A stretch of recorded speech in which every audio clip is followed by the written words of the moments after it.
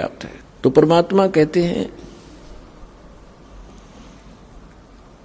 कबीर एक दिन ऐसा होएगा सबसे पड़े बिछो, राजा राणा राव रंक सावधान क्यों न हो। एक दिन ऐसा होगा सब बिछड़ोगे तुम और कोई तुम्हारे साथ नहीं जागा। कबीर साहब कहते हैं, हिड़की दे दे रोएगी सुरता जब तू चलेगी अकेली। आज तो इस परिवार में आपका खूब दिल लग रहा है, या कोठी मेरी, बेटा मेरा, बेटी मेरी, या कंपनी मेरी, और जब 1 मिनट में तेरा जाने के वो कागज पूरे होंगे तब न कह पछाड़ खा खा रोएगी सुरता। तो जब तू जागी अकेली, तेरा कोई आगे पाछे होगा नहीं, गुरु तूने बनाया नहीं ताकि तेरे सामने आके खड़ा हो जाता का बेटा और उनको भगा दे यम के दूतों को।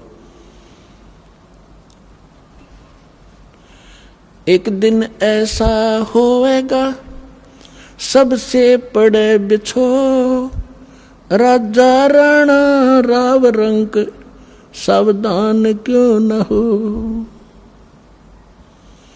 उजड़ खेड़े ठीकरी ये गड़गड़ गए कुम्हार, वो रावण सरीखे चले गए भाई लंका के सरदार।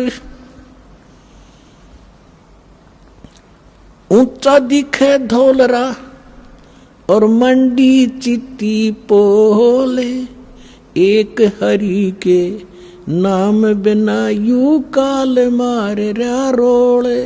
ओए होए, एक एक शब्द मालिक का विचार करियो पुण्यात्माओं।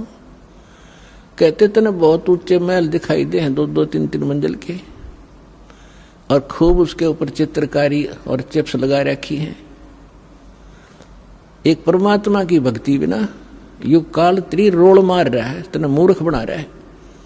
1 सेकंड में मृत्यु हो जाएगी और फिर गधा बन के घूम रहा होगा, कुमार तरह लठ मार रहा होगा। तो परमात्मा ये बताना चाहते हैं कि जितना तू जानता है इतना ही नहीं, इससे आगे भी कुछ है। वो परमात्मा या उसके बच्चे संत ही बताया करते, उनसे तुम संपर्क नहीं रखते। आप जिस समाज में रहते हो उनको इतना ही ज्ञान है जो आप प्रतिदिन कर ही रहे हो। परमात्मा कहते हैं, कहा चनावे मेड़िया लंबी बीत उसार, घर तो 3.5 हाथ वही घना तपोने 4। परमात्मा कहे के खुशी मना रहा है, लंबी लंबी 4 दीवारी बनाकर ऊपर नीम बरवा के कि घर तो 3.5 हाथ घना तपोने 4। और कह कबीर अधिकाग हैं उनको नहीं विचार। अपना हाथ इतना होता ही है, इसको हाथ बोलते हैं अपनी देसी लैंग्वेज में। प्रत्येक व्यक्ति का अपना शरीर 3.5 हाथ का होता है। हूंठ हाथ कहते हैं, हूंठ हाथ 3.5 हाथ का। तो परमात्मा कहते हैं आपने तो 6 कमरे की कोठी बना रखी है, एक कमरे में एक पलंग पे एक कोण में वही सो सकता, कोई से में सो ले। तो कहने का भाव यह है परमात्मा का कि आप जी दूसरों को देखा देखी अपने कर्म ना बिगाड़ियो। जो तेरे भाग में भगवान ने दे रखा ठीक है, 1-2 कमरे 4 दिशे तेरे बना ले, और ना भी होता तो धक्का ना करिए, उसी में टाइम पास कर ले। सिर्फ ये सोचकर ये रेस्टोरेंट है, हमने कुछ दिन टाइम पास करना है। फिर हमारा दृष्टिकोण अपने परमात्मा पर आना चाहिए, कबीर भगवान पे। ये समर्थ थे, एक वर्ड में, एक शब्द में सारे ब्रह्मांड रख सकते हैं। पृथ्वी उस पर सब घास फूस बना सकते हैं, पेड़ पौधे पैदा कर सकते हैं एज इट इज, फलदार नो के नो, सूर्य चांद बना रखे। तो वो परमात्मा एक झोंपड़ी में रहा करता और एक क्रिया करके दिखा करता कि अपना वर्क भी करो, काम भी करो, राम भी जपो। घना जरूरत नहीं है बकवादों की। यदि तुमने यहां भी सुखी रहना है और उस सुख में स्थान को प्राप्त करना है, तो फिर जब उस मालिक की तरफ देखकर आगे चलो, संसार की तरफ देखकर चलोगे, आप इस मार्ग पर बढ़ नहीं पाओगे। ठीक। फिर परमात्मा कहते ज्यों राखे त्यों ही रहूं। कैसे ही रखे मालिक, चाहे आपने सुख कार दे, कोठी दे, नो प्रॉब्लम, पर भगवान ना भूलना। कहने का भाव मालिक का ये है, यानी कम से कम बता रहा है कि 3.5 हाथ और 3.25 का भी मकान हो तो भी संतोष करना, पर भगवान ना भूलना। अगर राम भूल गए और दूसरे की नकल के लिए किसी ने कोठी बनाई मैं भी बनाऊं तो बात बिगड़ेगी।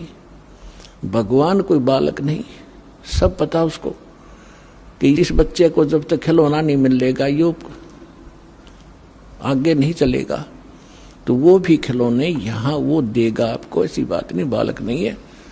अपने बच्चे को कोई रोता नहीं देख सकता। और समर्थ धनी पिता तो कदे ना देखे, तो आप धनी पिता की संतान होगे हुई उस कबीर भगवान की। आपको किसी चीज का अभाव नहीं रहने देगा, लेकिन भक्ति करनी पड़ेगी। अब यहाँ की सतिथि बताते हैं परमात्मा कि आप किस स्थान पर रह रहे हो। साथी हमारे चले गए, हम भी चालन हारे, कोई कागज में बाकी रह रही, तात लगी है वारे। पतझड़ आवत देख कर बन रोवे मन माही, वो ऊंची टहनी पात थे, आज पीले हो जाही। पात जड़नता यूं कहे, सुन भई तरवर राय, अब के बिछुड़े नहीं मिले, न जाने कहाँ गिरेंगे जाए।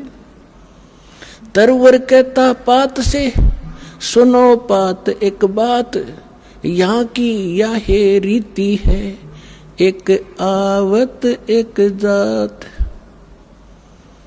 परमात्मा एक उदाहरण दे रहे हमारे लिए। क्या बता रहे हैं कि जैसे संसार रूपी वन में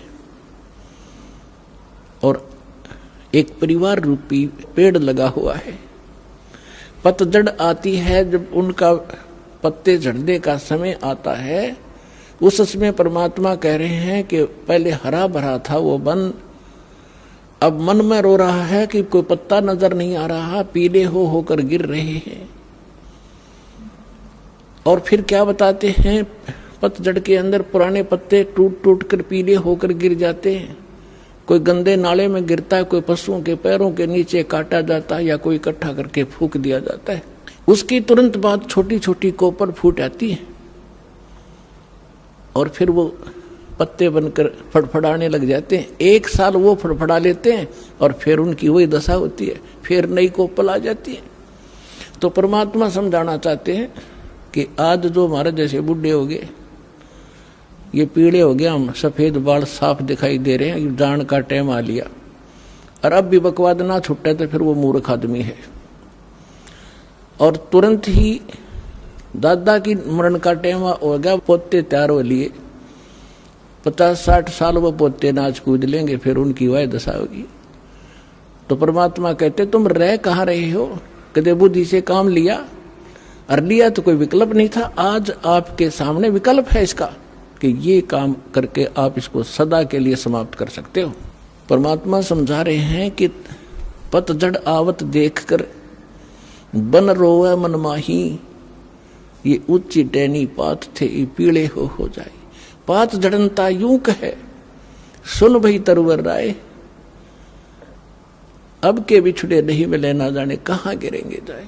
अब जैसे कोई व्यक्ति को पता लग जाता है कैंसर होगी, डॉक्टर ने बता दिया कि अब 10 दिन का मेहमान है, सभी रिश्तेदार इकट्ठे होने शुरू हो जाते हैं, कुल के लोग भी हाजिरी लगाना शुरू कर देते हैं। उसमें महसूस होता है कि जिस परिवार में मैं रह रहा था इसमें रह नहीं पाऊंगा, जाना पड़ेगा। तो वो अपने आप कहता है भगवान अब क्या होगा मेरा, ना जाने कहाँ जाऊंगा। तो कुल के लोग सांत्वना देते हैं, भाई चिंता ना करें, यहाँ तो सबके साथ ऐसी ही बनती है, कोई पहले मर गया कोई पीछे मर गया, ये तो सबने ही जाना है। तो यहाँ की ये एक रीति है, और ऐसी सांत्वना हम देकर उसको संतोष देते हैं, और अपनी चिंता फिर नहीं रहती। हम सोचें इसको कुछ सांत्वना दें, यो ठीक ठाक मर गया।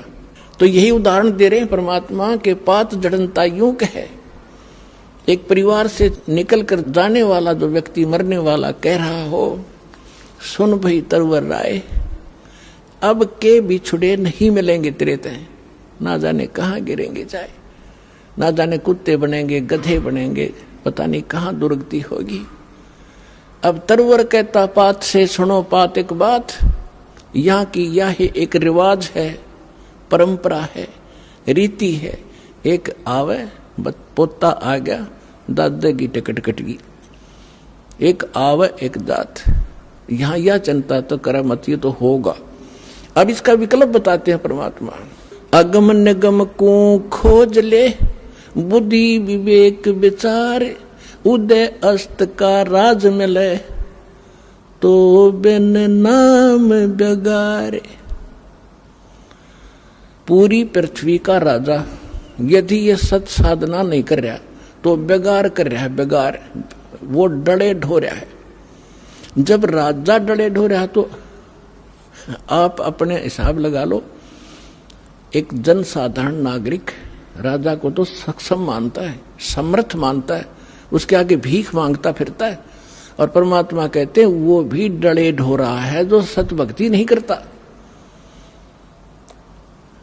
अब बेगार